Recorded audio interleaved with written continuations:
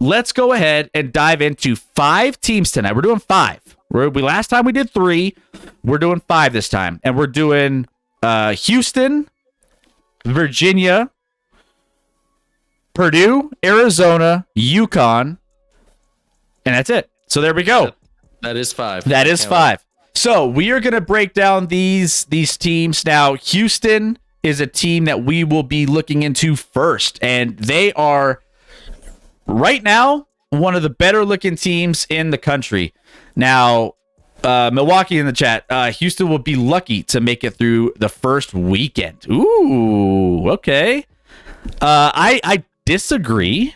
I very much disagree with that. I think that they have what it takes. I mean, they have been a good squad even going in last year. It's kind of like, we've been sitting and waiting for them to kind of break through, and we've always had a kind of a thought that they're just right on the cusp of making it through. Right now, they're ranked KenPom number 1 in the country when it comes to the 2023 college basketball rankings, which takes into account tons of analytics, and it's way too complicated to explain.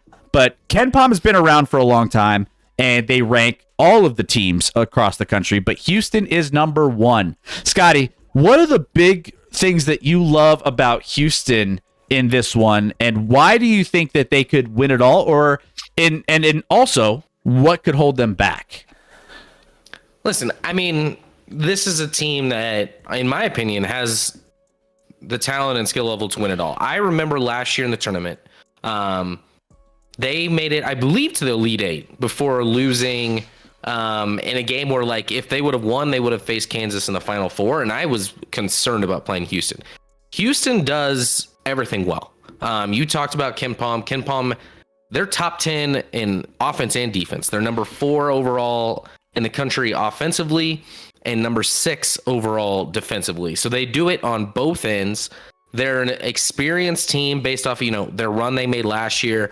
Marcus Sasser, also, they were injured. He got hurt in the tournament last year, which affected them quite a bit.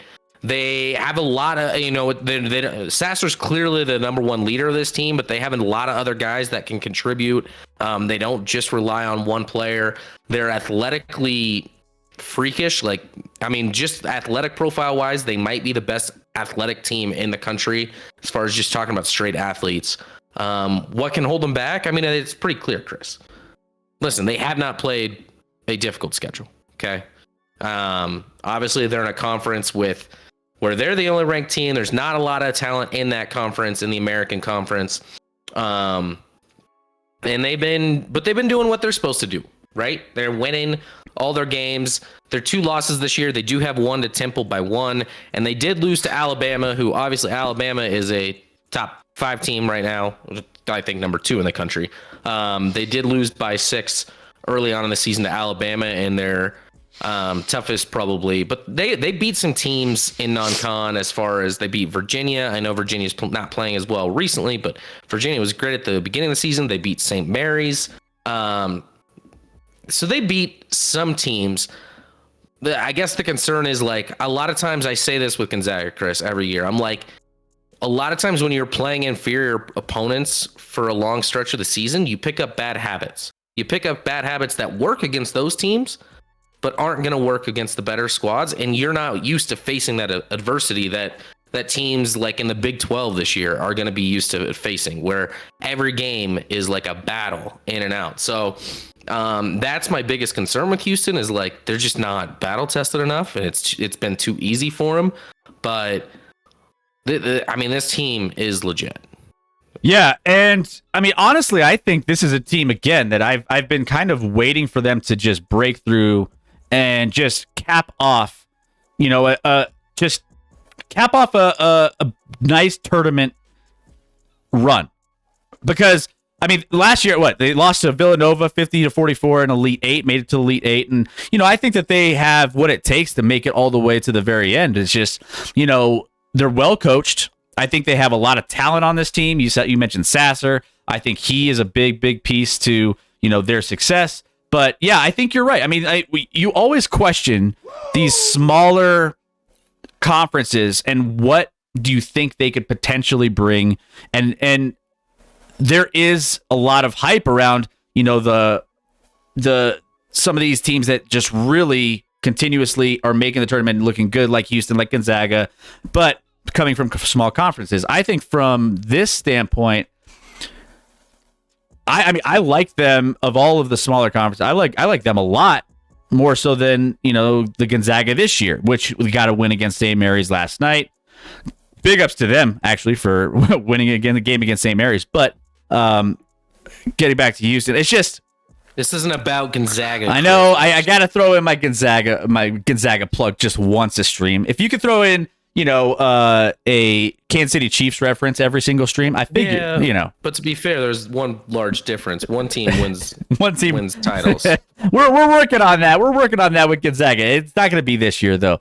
But yeah, I just think that Houston, I like them a lot. Well, again, 23 appearances, 6 Final Fours. They have a nice little history from a school standpoint, and I just love their coach, and I love what he can bring to his experience to this team and get them deep into a tournament. So, I see this team as a potential to go the distance, at least to a Final Four, and I think that would be a success in this instance if they can make it to Final Four or further.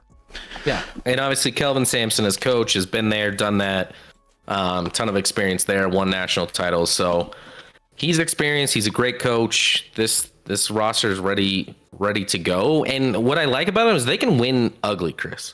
Like, that's what you need to be able to do. You're not gonna in the tournament. You're playing 6 games. You're gonna have a game, at least one, where you shoot like the Nuggets did last night, Chris. Like you can't hit a shot to save your life, and you need to ugly the game up, win an ugly game like that. And Houston definitely has that potential to win ugly, which is kind of what they did in their run last year to the Elite Eight. And then what did you say they lost to Villanova by the Elite Eight? It was like 6 points. It was like 51 to 45 or something. It was like nobody scored in that game. It was 50 to 44 in the Elite Eight. Yeah, it was that's wild. You lost a game where you gave up 50. My son's team and their 6 put up more than 50 in a game this year. Let's see what we got in the chat here. I sense Chris trying to reach out there. I was trying to make sure you're back, Chairman. Make sure you're doing good out there. Chairman. Welcome back. Good evening, all. What's up, Broncos? What's up, Bronc? Let's see. Coach is no slouch either, says Doc. Providence should be ranked 19th instead of 20th, but they beat Creighton. Marquette will probably be a 2 seed. I would not be scared of Houston. I mean, I think Milwaukee's. I think you're sleeping on Houston a little too much. You got to give them a little love. I mean, as of right now, they're ranked 2nd in the country, overall, and number 1 KenPom team ranked nationally. I think you got to give them a little bit of love. And given the fact that they made an Elite Eight, they're well coached. I just think you can't really sleep on a team like Houston. I mean, I think that when you're looking at teams to get upset, high ranked teams in the tournament, I don't think Houston is pegged as one of mine that's going to be out early in this tournament. They're just not a team that I would expect to get bounced out.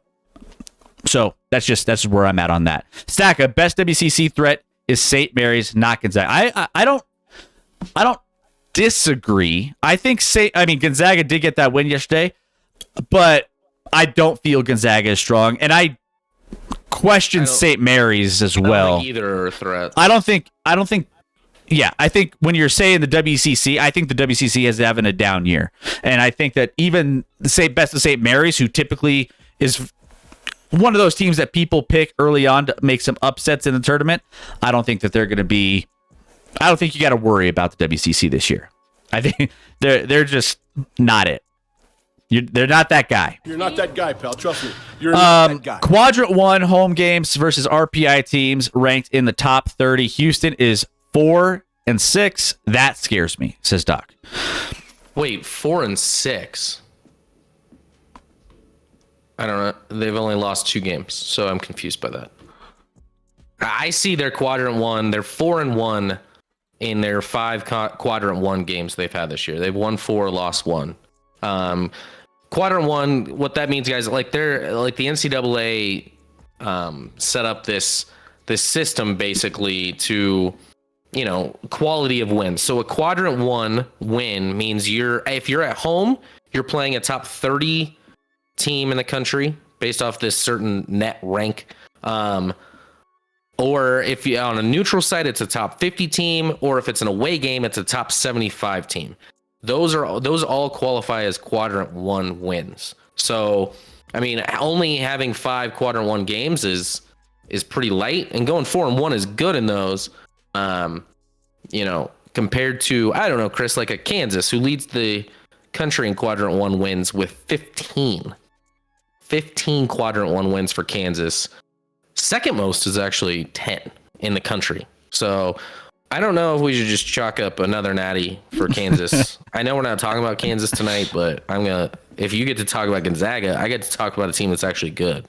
I mean, Kansas is ranked number 3 at the moment. Houston ranked number 1 and right above Alabama. So Kansas, Houston, and Alabama taking up those top 3 spots in the AP poll as of right now. So yeah, honestly, it's kind of crazy too. I mean, Houston's only got 2 losses on the season, but then everyone else after that, you go down starting at Alabama and number 2 all the way down through the top 25, and there isn't a single team that has less than 4 wins outside of Houston. Houston's by far, they're crushing it record-wise. So what I'm saying there is the fact that all these teams can be vulnerable based off of the fact that there's not like a runaway. There's not a by far favorite that you could take a look at and say, this team is guaranteed to be the favorite going into the tournament, and it's them in the field, right? I think that you can't really go into this tournament saying that.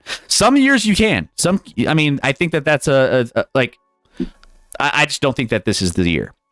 Let's see. What else do we have? Breaking news. Tanner Jeannot has been traded to Tampa Bay for Cal Foot, 2025 first, 2024 second, and a 23rd.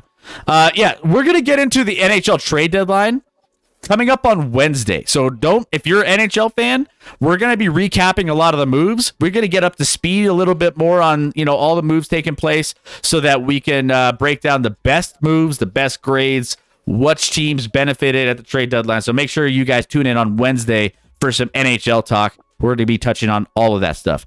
Dumper, let's see. I like Indiana and the women's basketball March Madness. We don't really talk too much about the women, but maybe we do a little bit. Yeah, I don't know. I know that Iowa has a girl who can shoot the rock and hit a game-winning 3 this weekend, I believe. I don't know if that was today or yesterday. In a packed house, so good for Iowa. Packing the house. I think it was the top. I mean, there was 2 versus 6 or something. I think it was Indiana they were playing, and I'm drawing a blank on this girl's name right now. I know what it is that plays for Iowa, but she hits a game-winning 3. So that wasn't the only. Iowa had a crazy weekend in general in college basketball. Caitlin Clark. It looks is the girl that's just. She is a bona fide stud. Can shoot the lights out. And then Iowa had a wild comeback against Michigan State in a game I had bet on Iowa, so I was all for it, Chris. Yeah, that was another. I mean, I'm telling you, this weekend has been absolutely insane. Looks like Lazy Dumper's trying to throw out something negative about your Chiefs. Gotta say something bad about your boys. No, that's easy. And the 5 years Mahomes has played, they've only won 2 Super Bowls. That's garbage. It's garbage. They should have. The Chiefs are trash. At least 3 or 4. Chiefs are the most underachieving team in the NFL. By far, underachieving. I'll take that. But Boofus is like, what are you guys doing here? Caitlin Clark is very good. She's a beast, more than some girls. Clark went 34, 9, and 9 today. Woo! Ooh. Damn. Okay. All We right. synced up our. That was our first harmony, Chris. Hey, let's go. See, we're practicing for that subathon that we're going to be singing to. Maybe we just ooh. I don't even know what that was. Sorry, I don't even know. That was just bad. Like a ghost in like Scooby Doo or something. I don't know what that was, Chris. I'm just. Is that? I thought that was what harmonizing was. Is I apologize, everyone. Thanks for sticking with us. I apologize for that. Whew, I almost left the stream. Well, I mean, we're all just like, what are we doing here? Oh boy, yeah. It's that's why Scotty does all the warm ups, the singing warm ups, and everything else for us. It really did give off a lot of Scooby Doo vibes, Chris. Like a lot of them. If it wasn't for you and that damn dog, I would have gotten away with it, Scotty. Yeah, well, we're good at tracking down the criminals. Chris, she was 1 rebound and 1 assist away from her 10th triple double as a Hawkeye. Incredible. She's baby Jokic, right? She's like she's not. I mean, she's not a big. She's a guard, but I mean, still that's impressive for a guard. Yeah, I saw. No, it's impressive for anybody. It's just I don't know if her game models after Joker that much. Yeah, no, it's. I mean, she's more of a Russell Westbrook. No, she can shoot, Chris. Yeah, she can shoot. She's probably a better shooter than Russ. So no, there's no probably to that. 100%.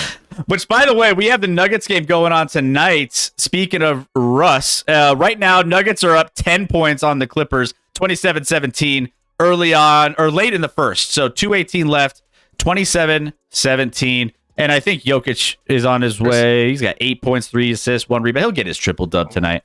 Our starters, some of them are plus 16. Our bench comes in, they're like -6, -4. Like it's just our bench kind of sucks right now.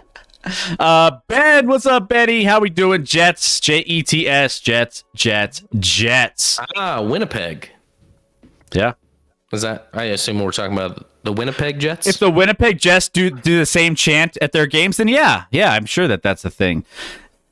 Stink, says Dumper. All right, so there you go. Houston Cougars, a team that you will want to just keep in mind for when you're choosing your bracket, where they're looking. I mean, they're going to probably be a 1 seed in the tournament, so it just depends on kind of their route. There's certain quadrants of the bracket that are going to be a little tougher than others. We'll see where Houston lands once they are all said and done on Selection Sunday. Coming up on March 12th, we will be doing a massive Selection Sunday show here, just like we did last year. You all right, Scotty? I'll be in Mexico. Oh yeah. Well, I'll be running the show. You will be doing. I'll be running the show. But yeah, I will be sunburned in Mexico. Of course, yeah. You're living the dream. Yeah. I'm late at a mission this evening. Oh, nice. Thank you for popping in, Deacle. Appreciate that. It's ugly ass green, lol.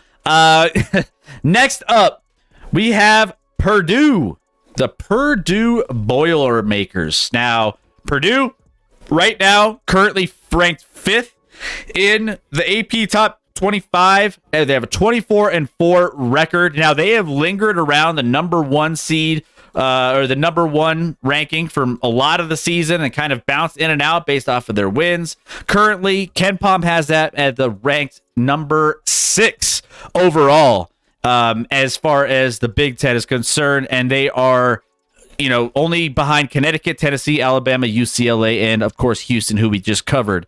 But they are a team that, I think I worry about them a little bit based off of the fact that the man you have here, their stud center, their big boy. I remember last season, Scotty, where he was a liability overall. I mean, when you looked at Zach Edey, when you looked at him, he was in certain games last season a liability for the Boilermakers. Now, he averages 22.3 points per game and has a 61.2% field goal percentage. So he is kind of their go-to guy. And I just feel like offensively, he can put the ball in a good spot where he could control the paint.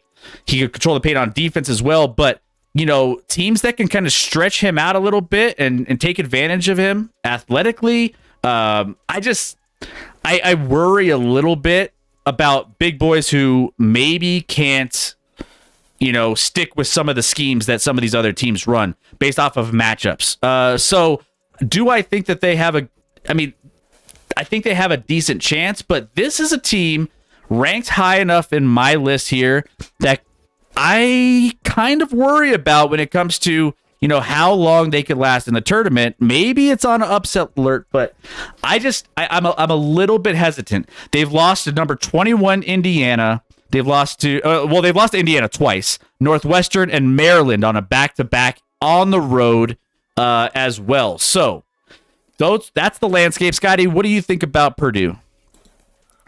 Interesting, Chris, because we don't necessarily discuss how we're going to talk about teams or how we feel about teams. I'm kind of with you. Listen, Purdue's had a great season, leading the Big Ten. I think they're ranked 5th in the country. A lot of respect to him. Edey's had an incredible year. 22-13 is no joke. I'm worried about him though. Listen, this is a team that did, as a 3 seed last year, they did make the Sweet 16, but then they lost to St. Peter's, number 15, who made number 15. And I remember him being on the bench a lot of the second half of that game because he was a liability. He couldn't, the scheme that St. Peter's ran, they were just taking advantage of him. Yeah. And Chris, historically, the tournament is a guards rule the tournament. It's not traditionally where the bigs and post players are going to be the guys that can carry you game to game. You need elite guard play. Lawyer and Smith are okay for Purdue, but listen, outside a Lawyer averages 11.8. He's the only other guy outside of Edey that averages double figures on this team.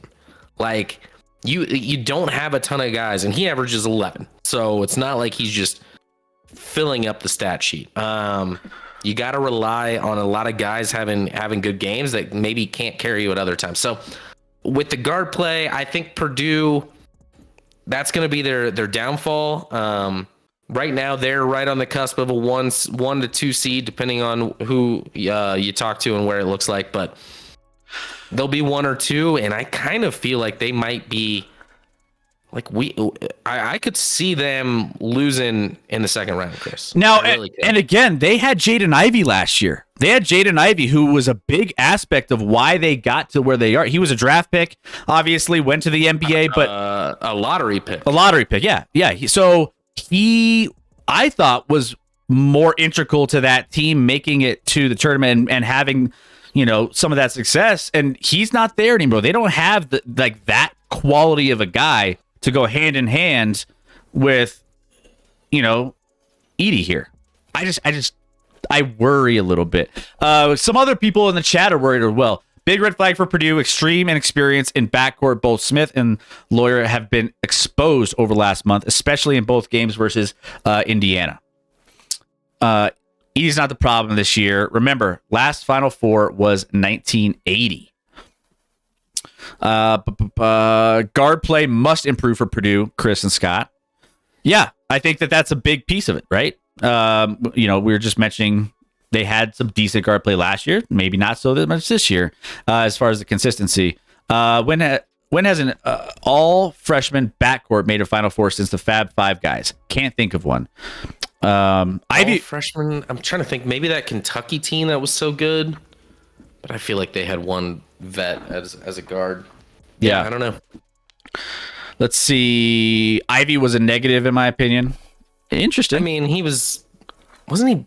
If he wasn't Big Ten Player of the Year last year, he was right in the mix with a couple other guys. I mean, he had an incredible year and was the best player on Purdue last year. Yeah. So I don't know that he was a negative. Maybe he didn't play. I don't remember specifically in the tournament maybe he dropped the ball in some of those games in the tourney.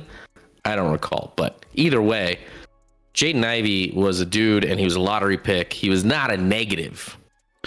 I mean, for this team. And I think he's going to be a nice player in the NBA too, by the way. I think he's going to... I liked him. I liked his game a lot. Yeah. Coming out. Agreed.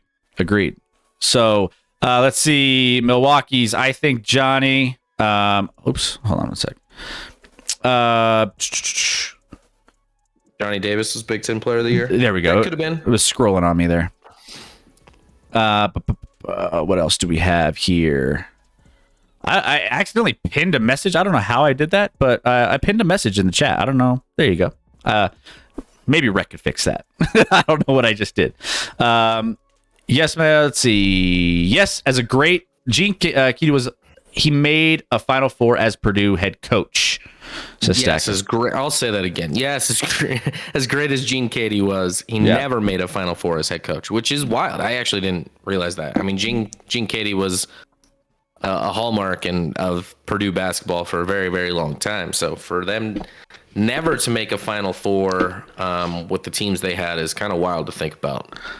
Like, and it'll all depend too. Like, again, we're kind of basing our initial, we think they can make it 1 or 2 rounds, or we think we can make it to the Final Four for Houston, so on and so forth.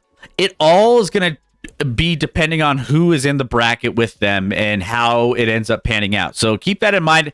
Take what we're saying with a grain of salt, because it will be a little different from team to team based off of their ride to the Final Four and who they need to get through. So that's just kind of, I mean, Purdue, depending on some of the matchups, they could have some decent matchups. So, as we're going through these, just keep that in mind, because we're just kind of speculating based off of what we see now and what they've put together on the season so far. All right, so there's Purdue. So we've gotten Houston under our belt. Purdue, we're a little worried about, but, still could, get 2 or 3 rounds under their belt potentially. And then let's go to our next one here. And this is, Milwaukee's has been talking about the Huskies for probably the last week and a half. Just that he's in my ear saying, "Hey, Uconn, go jump on Uconn. They're the team to look out for. They're the team to beat." And they are a team that I think will be a team you should keep an eye on. I agree. I think, Scotty, we talked about it last night when we were together watching the Nuggets game and the Avs games and everything else. Uconn could be a fascinating team that nobody is looking at. And right now, currently, I believe they're still 18th in the country, if I'm not mistaken. I think. Let me double check and see where. Have the rankings updated yet? If not, then they're still 18. Yeah, I think they are. They are still 18th. Yeah, so they are 20-7, and right now currently ranked 18th, sandwiched between Creighton and Indiana on that list. So, with this team, they've had an interesting season. They've had their ups and downs, and overall, I think that they are a team that you want to watch out for. Currently on KenPom, let me double check what they have them as KenPom rankings. But where are we at? 5. They're number 5. KenPom loves UConn. Yep. So KenPom is right in there, sandwiched between Tennessee and Purdue at number 5 on those rankings. Now, they've had their streaks of losses. They've lost to Marquette, St. John's, and Seton Hall back to back. They've lost to number 13 Xavier, and they've also twice lost to number 13 and 22 at the time, Xavier and Providence. Creighton lost most recently to number 23 Creighton by 3 points, so that was a close one. But since then, they've beaten Providence again. They got the revenge. They got St. John's under their belt. They got a revenge against Seton Hall. So they've kind of made up some of those games. They're ranked 38th in the country in points per game, 15th in assists per game. And they have, I think, a decent chance to be a team that no one's looking at, and they can make a run here. So, Scotty, what do you like about UConn? What do you think is makes them a potential dark horse? And then also just what makes them susceptible to a potential early exit? Also, just real quick, we also have all of their history here: 35 appearances, 5 Final Four appearances, 4 championships. Last year, lost to number 12 New Mexico State in the first round, 70-63. Yeah, I mean this team, especially offensively, is really good. And to be honest, I haven't seen a ton of their games, Chris. They're not always on, or I just haven't caught a ton of their games. But looking at it, I mean, Ken Palm obviously loves them. You have a team that obviously one and done in the tournament last year, got upset in that famous 5-12 matchup that tends to happen. So I think they're really nice. In Ken Palm straight, it's all analytical based, right? Like there's no opinion there. It's not like this guy Ken is making like decisions. But I think 5 seems high to me. Like I don't know. Like you look at quad 1 wins, they're 6-5 in their games against quad 1 opponents. So not bad, but not anything to write home about. There's certainly a lot of teams out there. Even Purdue, who we just kind of trashed on, is 9-4 in quad 1 wins games. So they have this team certainly has a little more scoring prowess than Purdue. I'm gonna say is Adama Sonogo. I don't know. Sonogo. He's a full go. He's leads this team both in points and rebounds. They got guard play with Hawkins and Newton right behind him. So they got some guys. And listen, I think this is a team that might be able to make a little run, especially like hopefully they've learned a little bit from what happened last year in the tournament and bring that with them and can overcome, the upset of last year and maybe make a bit of a run this year. But overall, like, is this a team that I think is like a national championship caliber? I'd be surprised. There is a metric with Ken Palm that I'm not even going to reveal that they're very close to that. There's only going to be a handful of teams that can win the national championship this year, and they could be in that mix. I don't know, Chris. I don't see it. Yeah, I think this could be, and I don't want to say they're not a Cinderella team because they're going to be. I mean, right now, I think ESPN has them currently slotted in as like, let me see where they have them as like the bracketology. Because right now, ESPN has like a bracketology out that they've kind of are projecting where teams will slot in over the course of just as the season goes on. And I want to say they have them as a 4 seed, 4 seed right now projected. So, we're looking at in that matchup a 4-13 seed. So similar to what they had last year with New Mexico State. And depending on the matchup, we'll see if it's going to be one of those early upsets for UConn. But I think that there's some things to like about this team that maybe they get a couple rounds under their belt before getting into some trouble with some other teams in their quadrant of the bracket. So let's see. We got a lot in the chat here for especially, I know G Girl's all about UConn and her boys out there. Let's see. If we see UConn Providence, I'm taking Providence, says Dumper. What else? I'm going on the record telling you Providence is a big sleeper in the tournament.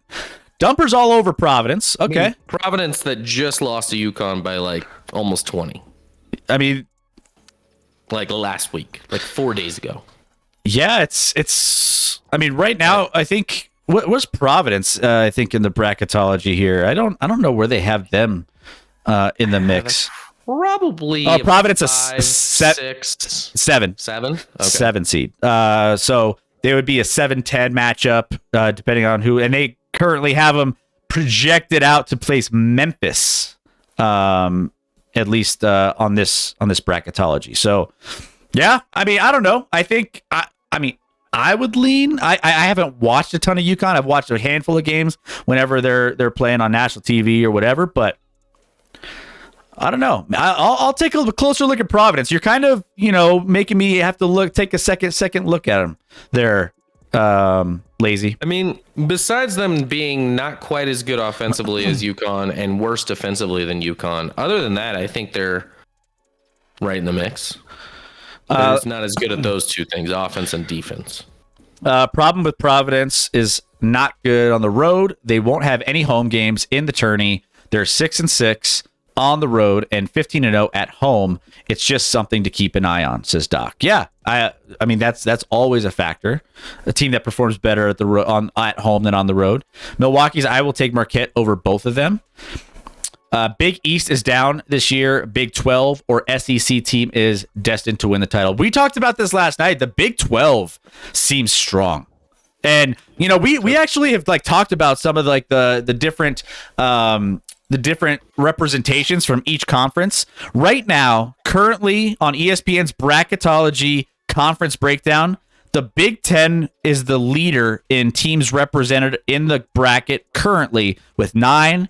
The Big 12 and the SEC both have 8 teams, and then the rest is 5 or less. So ACC with 5, Big East with 5, Mountain West 3, Pac-12 3, WCC 2, and the American 2. There's a couple more probably sprinkled in there, but those are kind of the big ones there.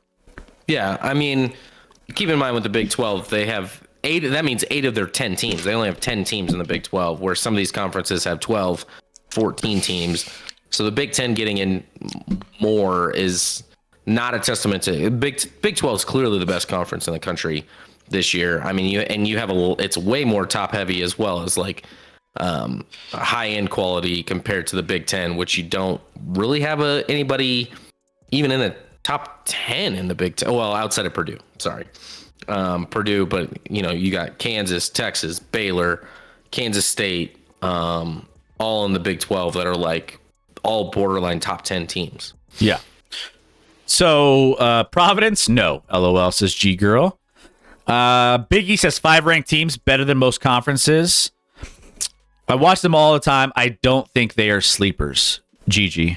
Oh, so you think they're just GG? What's the ceiling? So you watch them a ton, so you have you have a really good pulse on them. What is, in your opinion, UConn's ceiling in this tournament? From a strictly a standpoint that you watch this team and you know what they're capable of, how they've played against some of the other top talent in the country. What is their ceiling in the tournament, realistically? She also loves Northwestern as a sleeper. Second round exit, says GG. So that's the ceiling. Second round exit for UConn. Okay. All right. Fair enough. So there you go. Insights from somebody who watches quite a bit of UConn basketball. They lost to Illinois and Maryland back-to-back. I'm not sold on Northwestern, to be fair. The record is the same for UConn and Providence right now. Okay, so there you go. But, I mean, it's safe to say UConn is underachieved, last year. And then they're going to be in a similar... If everything stays the way it stays right now and where they get that's slotted in, they're going to be in a similar scenario this year. So we'll see if they can handle it. Let's see. Next up, you got what's up? I'm gonna go run to a code yellow, Chris, and fill up my water. All right, fair enough. Code yellow for Scotty. Spam it in the chat. Let's go ahead and give him some support out there. Chris, what the hell is this graphic? What do you mean? What's this graphic? Oh, don't worry about the spelling of the graphic. When I'm rushing to put together graphics, sometimes the keyboard doesn't go along with me. Yeah, don't worry about it, Wags. I'm not worried about it. Don't worry about it. Just ignore it. Have fun with it. Maybe I always say this. That's a whole lot of I's. It's kind of like Mississippi, right? VIRIGINIA. It's like, yeah, same thing. Mississippi. It's kind of the same kind of vibe, right? Hey, actually, I've been killing it. You know what? Because when's the last time I screwed up a graphic? It was actually, I would say over a year that I messed up a graphic. That's what happens when you rush it. But you know what? It's got you chatting though, right? Ooh, those chats are boosting. Let's go. I do that on TikTok sometimes too. That's like a key thing in TikToks is you spell something wrong on purpose. Not that I'm not gonna say I did that here. I actually just rushed this graphic. But TikTok, what you can do is that exact thing, and then people go in the comments and type in, "Hey, you spelt this wrong. You're an idiot," and eventually your post gets boosted by a shit ton. But hey, we have a ton of you chatting in the chat right now saying Chris is an idiot. So hey, I'm supposed to be doing something right if I got you guys engaged and you're actually paying attention. Boom, let's go. It's all part of the plan. It's all part of the plan. Yeah. UVA needs to be Come on, man. UVA needs to be able to wean itself away from the Pac-9 defense. Just ineffective, hence a loss to UMBC. Football season, sir. Is this the team that's sponsored by a generic prescription? It's only a game. Yeah. Why you have to be mad? Why you have to be mad? Friendly reminder, 13 subs. And, oh yeah, Rex going to eat some hot stuff on stream, by the way, too. What else? This is for all of us. Help. Yeah. I don't know if you follow B-Ball Breakdown on YouTube, but he absolutely ripped Tony Bennett. Oh. Interesting. I don't know. I haven't seen B-Ball Breakdown. I haven't messed it. Eagle Crest Education? Yikes. Yeah. Eagle Crest Education is working its magic right now. Scotty. he notices right away. So there are like 37 eyes in this. Yeah. You like that? It's like a Mississippi. It's literally every other letter has to be an I. It's like MISSISS. Yeah, no, that's a thing. Virginia. You know, it gets you guys. I can tell who's paying attention and who's not, and then I could also just get you guys having a fun time in the chat. It's great. It's a new state. Yeah, absolutely. Don't you have a master's degree? I do. But obviously, wait, Matt. What? You have a master's degree? We've talked about this, guy. How drunk were you last time we talked about this? I don't remember this. When did we talk about this? Scotty, I feel like we've talked about this like twice on the show. Oh boy, well that's concerning. I see. I'm gonna need to see that certificate or whatever. I'm gonna need to see that. Yeah, I mean they didn't have to worry about my spelling on my master's degree or anything else like that. Ironically, when I stopped having spelling tests in school, that's when my level of academia dropped, because I was great at spelling. I was in like the spelling bees, and then you stop doing spelling tests, and then it was over for me. It's like, well, regardless of the graphic, we are talking about Virginia here.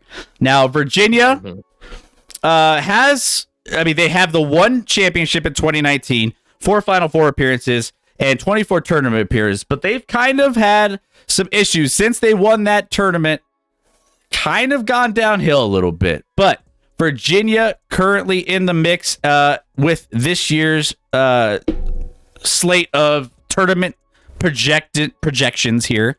Where are we in? I can't. Where are we at? Virginia on KenPom. I feel like KenPom hates Virginia. They're 38. They're 38. 38. Ooh. Ugh. Yeah, so not a big fan. So the underachieving aspect of what people think about Virginia continues this year. And Scotty, obviously I'm not super high on them. They have upset alert anytime. Right now they're projected as a 4 seed and kind of falling based off of, some of the other teams and things that they have around them in this east corner of the bracket. But I'm not a huge believer. They're going to be a higher seed. This could be one of those potential 13-4 if they are slotted as a 4. 13-4 upset alert. You could kind of think of this as a first round potential when you're looking at your brackets and you have those like 13-4, 12-5 if they're going to be in that range. But not a lot of love here. I'm not a huge Virginia. I'm not jumping on their bandwagon by any means, but Scotty, what do you think of them here this year? I mean, Virginia's fraudulent, Chris. Absolutely fraudulent. Yeah. They are not good. I watched some of their game against North Carolina this weekend, some of the first half. I don't know how they've won games before, Chris. Like, how? Their offense is an abomination to have to watch. And that's been like Virginia consistently has kind of been that way a lot of years on offense, but been so good on defense that it hasn't really mattered. They're not that good on defense this year. I mean, they're much better at defense than they are offense, but they're still not elite on that side of the ball either. This team is prime for a one and done. We'll see where they get seated. Chris, they've been awful of late. Awful. Like, you look at, they've lost their last two to North Carolina and Boston College. Their two before that, they won by 2 at home against Notre Dame, and at Louisville, they won by 3. Louisville has won 3 games this year, Chris. Louisville is trash this year. Like, when you hear Louisville, you're like, oh, they beat Louisville. They must be good. Louisville is 3-23, 1-14 in conference play. Ugh. And Virginia squeaked by them. Like, Virginia's kind of a mess right now. I don't know if they're going to be able to piece it back together. They're 4-5 in quad 1 games this year, so they're, against the best of teams, they're below 500. I don't see, you don't have like that superstar player that can take over a game. They don't have anybody that's like, even remotely in the running for like, I mean, I'm sure they might have an all ACC guy, but like beyond that, there's just no dude that you're like, if he gets going, he can carry this squad. They're in trouble, in my opinion. They are in a lot of trouble. Of course, this is a team in Virginia. We all remember the only number 1 seed ever to lose in March Madness tournament years ago. But this team won't be a 1 seed. Let's not worry about that. But I feel like they're one and done, Chris. Like, we'll see on who they get matched up against, but I will gladly take the other team, I think. Yeah. I mean, losses against Houston, Miami, Pitt, Virginia Tech, Boston College, North Carolina. And again, some of their wins have been kind of grindy wins that aren't really super impressive.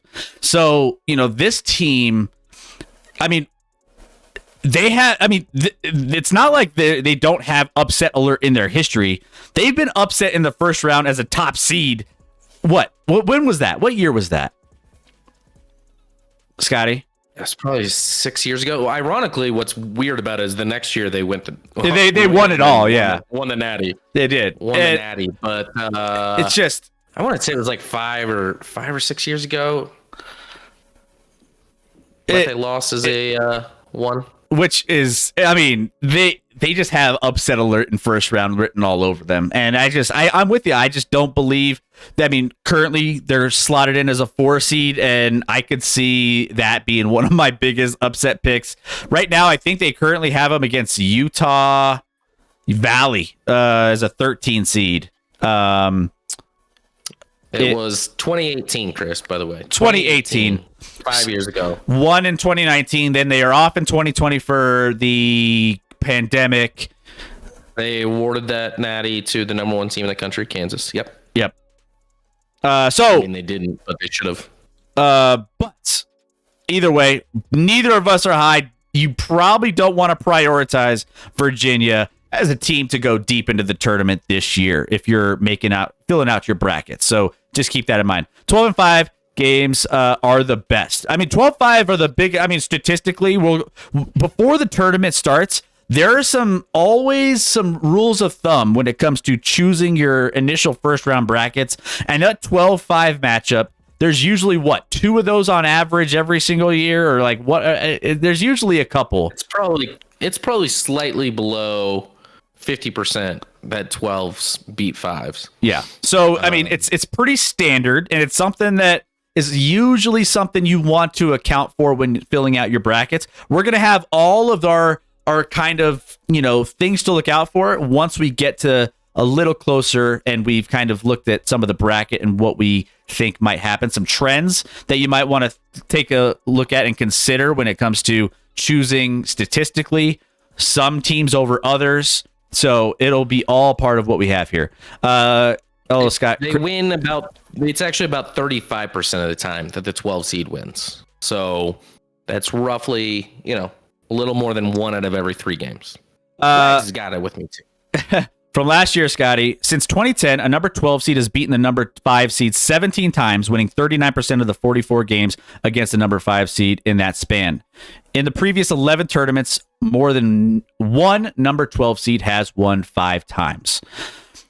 35.42% for 12 seeds. Yep. Yeah, I mean they're always good games. It seems like the 5-12 you watch for sure. I mean, there's more depth and I like even more so since 2010 because I feel like college basketball as a whole has more depth to it where it's not as top heavy maybe as it even was, the first 10 years of the 2000s. Yeah. Guys, this is our last one we are covering tonight, and then we are going to have a fresh round of March Madness spotlights coming up this Wednesday on our Wednesday night show. So make sure you guys pop in here and join in on Wednesday for this continued preview of everything we are trying to break down for March Madness as we lead into our March Madness bracket challenge for the Action Lab and all the fun, exciting action taking place once the brackets are released on the 12th of March. So that's a big day coming up very, very soon, very quickly. Ouch, Arizona, rough loss on Saturday. This was one of those last second ones Buzzer beater. Yep. Ooh, my goodness, Arizona. Half-court buzzer beater. Arizona State coming up with the half-court heave to beat Arizona yesterday. Unreal. That was a crazy one. It was a crazy finish to that game, and honestly, the weekend was filled with crazy finishes across not only college basketball but NBA as well. We almost had a crazy upset with that Boston-Philadelphia game. Even Joel Embiid tried to make something crazy happen at the end with time expiring. He didn't quite get the shot off. But regardless, Arizona was one of the teams that probably wants to have that game back. But right now, currently ranked 7th overall in the AP Top 25, 24-4 record. And currently, KenPom has them ranked 11th out of the Pac-12. And when you're looking at their quad 1, they are 7-2, which is pretty good.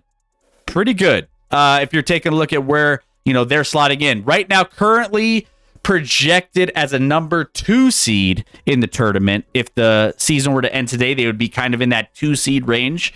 But this is a team that I think could have some potential this season to have a little bit of a run here. Scotty, what do you like about Arizona? Obviously, they have had a really good season against some better teams. They got wins against number 17 San Diego State early in the season, Creighton, Indiana, number 6 Tennessee, number 5 UCLA.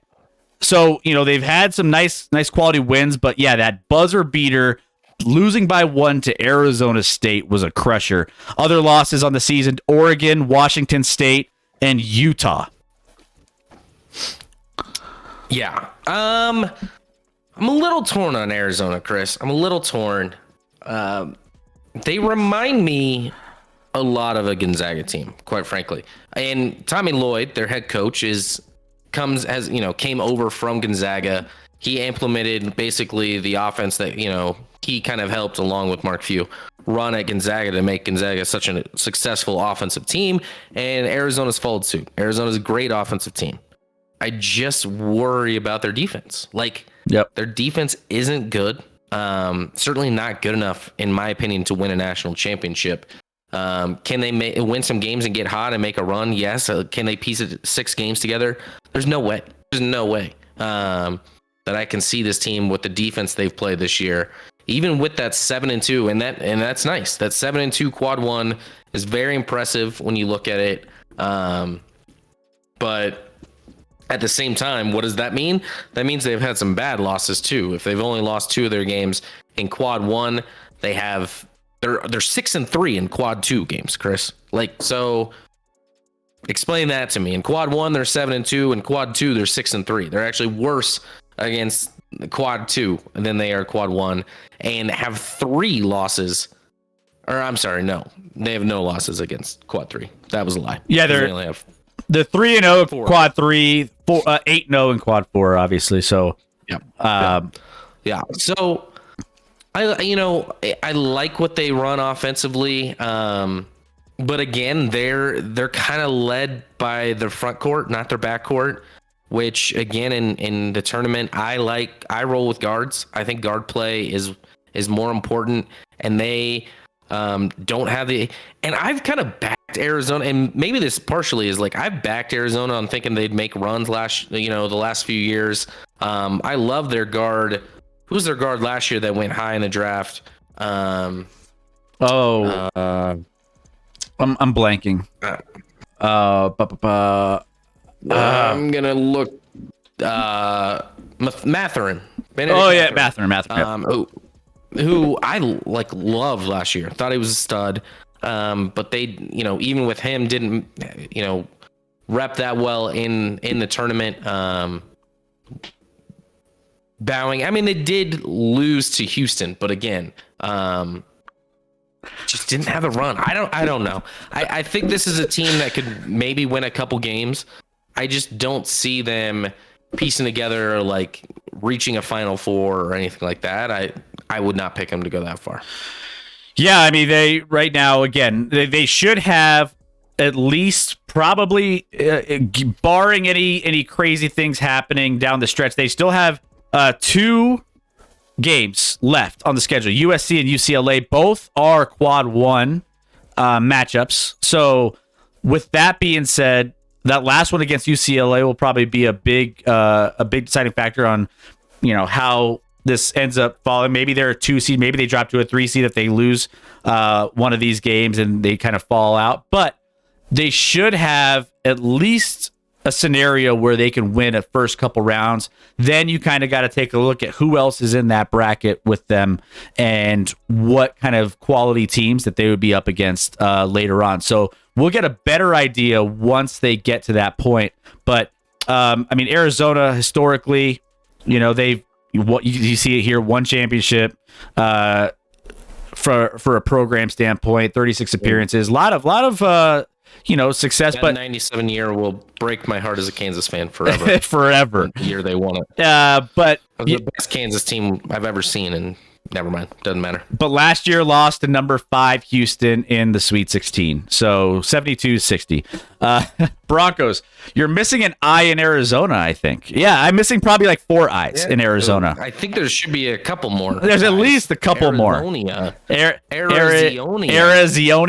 Yeah, there's at least 2. One after the Z, one after the I think it's N. Italian in nature. Yeah. There's a lot of Italians in Arizona, Chris. Totally. I don't know if you knew that. Yeah, 100%.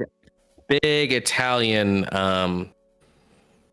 stranglehold there. That's pretty much the only people you see in Arizona. Yeah. Arizonia. Yeah. So, all right. So we have covered tonight Houston, Purdue, Arizona, Uconn, and Virginia. Of the teams that we have covered tonight, it seems to me, and it seems like the chat probably, and maybe Rec, throw out maybe a poll on who makes it the furthest of these teams. I think Houston is probably the team that we covered tonight that has the most potential to go on a deep run in this tournament and potentially have a chance to make it to a Final Four. I don't think we see Purdue, Arizona, Uconn, or Virginia as teams that can make a Final Four of the teams we covered tonight. Uconn maybe could flirt. Elite 8, maybe?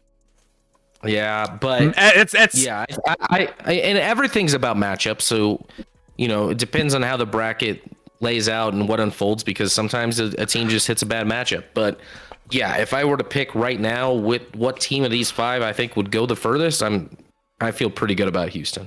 Now, we have a poll up in the chat. Who has the best chance to go far? Vote, vote, vote. There's a lot of you in the chat.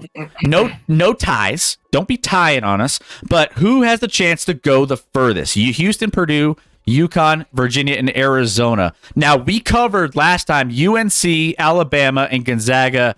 I mean, I think Alabama seems to be the team from our last show that has the most potential. So right now, Houston from this show and Alabama from last show are the two teams that right now we feel the strongest about based off of the teams we covered so far in these spotlights.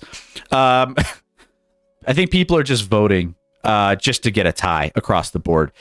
Awesome. One vote for Arizona, one for UConn, one for Purdue, and one for Houston. We're just This is our last poll we're ever doing. You know what's sad is even though people want to tie the poll, people are still not jumping on Virginia's bandwagon. no one wants Virginia. I ain't touching that. They're like, as much as I want to see a tie across the board in this poll, I still can't in my right mind pick Virginia just even to tie the poll. It's that bad. Virginia wouldn't get 40 points against Houston. It's ridiculous. Let's see what's in the chat here. Wags, they had a couple bad losses, don't they? Crushed Indiana, strong front court. Don't think they have an alpha guard. 97 team was that golden team, or that good team. About Kansas, no, yeah, it was Pierce and LaFrenz. Yeah, my boy game all season. I think it was in like double OT to Mizzou, and then my boy Rafe. Good old Rafe LaFrenz. God, Jacques Vaughn was on that team, of course, the head coach of the Nets. The Nets right now. Yep. They were so good. Matchups we have a tie across the board. Oh my! Of course. Okay. But does our community take polls seriously? Slap. Is there a way to slap the whole community? Slap everybody. Slap them all. I mean, there's no way, guys. Vote. Don't be stubborn and keep this poll the way it is. Slap everyone. Thank you, football wife. What? You guys. It's like our children, Scotty. When you tell them like, don't do this, and they absolutely do this. People are just voting for Virginia. Oh my goodness! Now we're getting two across the board. Twos across the board. Oh, here we go. And the only one that has one is the only team we has the best. Number one team in the country in the rankings. The only team that doesn't have two votes. You guys are children. You guys, we can't take you anywhere. Peter Pan, Count Chocula. Oh my goodness! I can't believe we can't have. This is why we can't have nice things. This is why your children. This chaos. Unreal. I mean, I'm shocked Houston doesn't have two votes. We just can't have sincere, nice sports talk here, Chris. Oh, it does. Unreal. Two. Unbelievable. This is. I mean. You can't. You have all failed us. We can't take you anywhere. I am childish in nature. Let's see. Hell, I even sound like a child. Unreal. Okay. All right. Well, this is how we're doing things now. I guess you guys have your poll privileges revoked. No. I'll drink to that. Yeah. This is it. So last time. I hope you guys are happy. Oh my goodness. This is. It's only That's why we can't have nice things, Chris. What? Seriously. Roger. Can we ban the whole chat? Ban everybody. Just get them out. Yeah. Unreal. Somehow this is Rex's fault. Rex, did you make this poll? This is your fault. Instructions unclear, making everyone mod. I voted Houston. Ban casually average. This is Rex's fault. It's always Rex's fault. It is Rex's fault. Chairman tied up again. This is it. It's about to close. If anyone that hasn't voted wants to throw one in, guys, nice. Real quick. Are we gonna get there? Are we gonna get? Who's gonna be that one to break the tie here? Who? Nobody. No. Houston last second. Vote. Thank you for whoever has a modicum of dignity and took Houston last second at the buzzer there. You know. What a buzzer beater, Chris. This has just been a weekend of buzzer beaters, and we had one in the poll. Diacole. It was Diacola. Diacola came in. She was like, I'm choosing chaos today. When she woke up, she chose chaos, and she absolutely Whoopsies. came in strong. We had do we have to say something nice, or I'm always confused by these? We Is have it nice or mean about Rep? We have to say something nice about the polls that we do. Wasn't there one on Rec? No, Rec did Rec say did the something polls. nice about the polls. And I can't say this is the one time I can't say anything nice about our poll. Well, I mean, no, wait. I do got one. Rec didn't even spell Virginia. Right. Yeah, you spelt it wrong, first of all. There was a lot of misspellings. Look at that, another tie. The one, you guys, was that the best poll ever? Yes, no, maybe. And Who voted maybe? Why is that even an option? Here we go. Maybe? It's always the key to the polls now is the first person that chooses to vote like 3 in the poll. That means the rest of the polls got to catch up to 3, which makes it that much more difficult. So whoever is choosing to make things, a little bit tougher. You see it right away as you're watching it. One goes to 2, then the next one goes to 2, and then of course the next one goes to 2. I will say something nice about the polls. At least the community rallies together for something here. Yeah. But it's always that one person that boosts. See, 3, and then now we just got to finish. It's always the person that changes the last. If it gets to 3 here on the yes. Should I just do the Kentucky Derby soundtrack here and just be like, here, we're off to the race?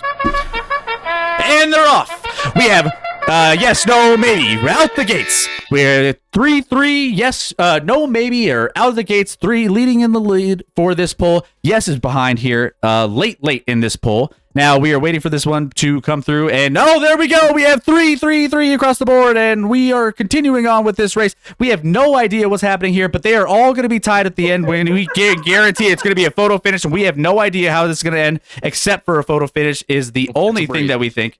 Okay. I was ready for down the stretch. Down the stretch they come. Oh my goodness. I feel like if one wins though, this one, Chris, if this one doesn't stay tied, I guarantee maybe wins. I guarantee it. Someone will just be like, well, if one's gonna win, it's gonna be maybe. I have 100 which isn't winning at all. What does maybe mean? Points. Can you please add some more exciting Means redemptions? maybe. Yeah, we do. We need to brainstorm some new ones. Get more. Do we not have fun redemptions? we need to step up we need to step them up a little bit. Maybe we need to have some redemptions that are high end. But see, the thing is like if we do 100,000 point redemption for like hot tub stream or something, we already know a couple people that have that amount. So it's good. So Football Wife has 164K. So we have to. That's a benchmark for us. We know the line. He probably has close to, if not the most, channel points, so we know where we stand. So hot tub, it needs to be about 500K, Chris. 500. No, you can't pool your points together. Don't even bring that up. That's right, Chris. Coming together for a common goal. Wags, I voted maybe. I haven't even seen all your polls, so I can't say for sure. Yeah, no. It's just. If you guys are new, by the way, anybody who's new and just kind of joining in and being like, what's going on with these polls? Why are they all ridiculous? By the way, maybe is in the lead 4-3. We always have somebody is always trying to like tie the polls, or people are trying to tie the polls in our chat. It's just, it's just how things work. I'm just glad that Scotty said he's confused by the say something redemptions. I never, Scotty, you've never seen a say something redemption and been like, I know exactly what that is. No, I don't. I never know which way it's supposed to go. Literally every time you're like, is that good or bad? Is that good or bad? What am I doing here? What am I doing? 20,000 channel points, and you each got to do some hot sauce. Okay. Yeah. Okay. I think that's I doable. like the sauce that is hot. Yeah. Well, we like to challenge ourselves. Hot tub streams should be channel Hey. redemptions. Changed my mind. 18 chicken wings last night. I wasn't planning on that. Really scarfed those down last night. You did a great job. You did a great job. Yeah. Well, that's going to put all of our March Madness spotlights for the night on. We're done with those for tonight. We'll have 5 more coming up this Wednesday, maybe more. I don't know. Maybe we'll do a few more. And a tie for a tie, but no finished third. Way behind. Yep. So there we go. 68-61 says Brendan. That's a tie for yes/maybe. Okay. Yeah. All right. Fair enough. Yeah. I think it's yes, then, Chris. We're going yes. We're going yes. We'll take that. Now, we have a couple storylines that came also through the course of this weekend that were getting a lot of buzz that we want to talk about. And then if there's time at the end of the show, we might wrap up the show with a little bit of a Nuggets watch party potentially to see how they're doing. We might throw the game on and just kind of watch with you guys and hang out with you guys so that, we can have some fun. Scotty and I are going to watch the game regardless, but if you guys want to watch the game, that's fine too. It's good to have a little commentary. We could all check it out together. It is on ESPN, so you guys can all watch it together. And not everything, not everyone. Rec, can you watch ESPN? No, Rec can't. You probably don't have ESPN. I can watch ESPN. Oh. What? I choose to not though because it's stupid. Oh, okay. what if there's like a live sport on though? Can that be different? There's a live sport. I'll watch it, but I don't watch Sports Center or anything like that. No, nobody watches Sports Center. No, it's I don't watch I don't even watch Stephen A. I really don't care about the sports analysis shows, except for this fair. one and a couple on YouTube. yeah. Yeah, but we're obviously